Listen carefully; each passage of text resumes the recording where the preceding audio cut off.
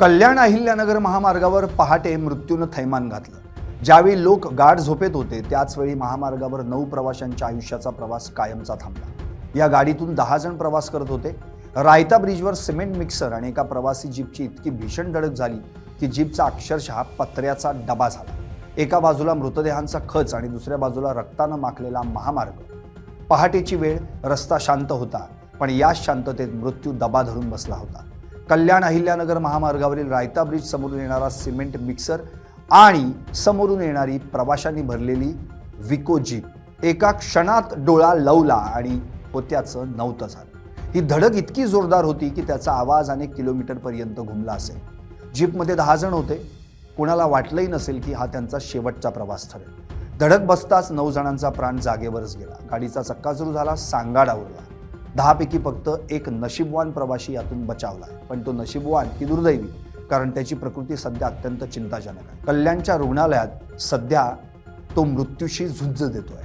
त्याच्या रूपानं या अपघाताचा एकमेव साक्षीदार उरलाय। माहिती मिळताच पोलीस ताफा दाखल झाला, क्रेन बोलावली गेली। तासनतास खोळंबलेली वाहतूक सुरळीत झाली, पण महामार्गावर सांडलेलं रक्त पुसता येणार नाही। पहाटेची वेळ असल्यानं आणि वाहनांचा वेग जास्त असल्यानं चालकांना नियंत्रण मिळवता आलं नाही असा प्राथमिक अंदाज वर्तवण्यात येतो। अपघातातील मृतांचा आकडा मोठा असल्यानं परिसरात हळहळ व्यक्त होती। हा अपघात केवळ तांत्रिक चूक नाही तर महामार्गावरील सुसाट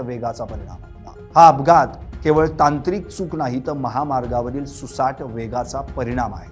9 कुटुंब आज उद्ध्वस्त झाली आहेत। प्रशासनानं आता तरी जागं व्हावं आणि अशा मृत्यूच्या सापळ्यांवर उपाययोजना करावी हीच मागणी स्थानिकांनी केली।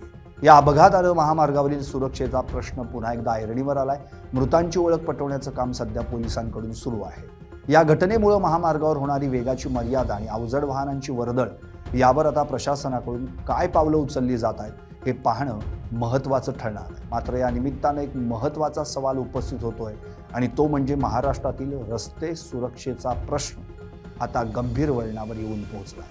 6 वर्षांतील आकडेवारी पाहता राज्यात रस्ते अपघातांच्या संख्येत सातत्यानं वाढ होत असल्याचं धक्कादायक वास्तव समोर आलंय। 2024 मध्ये अपघातांचा आकडा 36,110 वर पोहोचलाय। ही वाढ प्रशासकीय यंत्रणा आणि नागरिकांसाठी चिंतेचा मोठा विषय ठरली। 2020 मध्ये राज्यात 2,971 रस्ते अपघात नोंदवले गेले होते, मात्र त्यानंतर दरवर्षी या संख्येत वाढ होत गेली। 2021 मध्ये 29,477, 2022 मध्ये 33,383 आणि 2023 मध्ये 35,243 अपघात झाले। 2024 मध्ये हा आकडा 36,000च्या पार गेला। विशेष म्हणजे रस्ते, पायाभूत सुविधांवर हजारो कोटी रुपये खर्च होत असूनही अपघातांचं सत्र काही थांबलेलं नाही। तज्ज्ञांच्या मते अतिवेग हे अपघाताचं सर्वात मोठं कारण आहे। नवीन महामार्गांवर वेगाच्या मर्यादेचं उल्लंघन केल्यामुळे भीषण अपघात होत आहेत। याशिवाय वाहन चालवताना होणारी मानवी चूक, मद्यपान करून गाडी चालवणे आणि दुचाकी स्वारांकडून हेल्मेटचा वापर न करणे यामुळे मृत्यूचं प्रमाण वाढलं। अनेक ठिकाणी रस्त्यांचे सदोष डिझाईन आणि वाढते ब्लॅक स्पॉट्स यामुळेही प्रवाशांचा जीव धोक्यात येतोय। वाढत्या अपघातांची दखल घेत राज्य सरकारने एक विशेष तपास समिती स्थापन केली आहे। रस्ते अपघात 50% कमी करण्याचं उद्दिष्ट सरकारनं 2030 पर्यंत ठेवलंय। यासाठी अपघात प्रवण क्षेत्रांची दुरुस्ती, CCTVद्वारे देखरेख आणि वाहतूक नियमांची कडक अंमलबजावणी यांवर भर दिला जातोय। रस्ते सुरक्षा ही केवळ सरकारी यंत्रणेची जबाबदारी नसून चालकांनीही स्वयंशिस्त पाळणं आवश्यक आहे। सीट बेल्टचा वापर, वेगावर नियंत्रण आणि नियमांचं पालन केल्यास अनेक निष्पाप जीवांचे प्राण वाचवता येतील। जर ही परिस्थिती लवकर सुधारली नाही तर महाराष्ट्रातील रस्ते मृत्यूचे सापळे बनण्याची भीती व्यक्त केली जाते।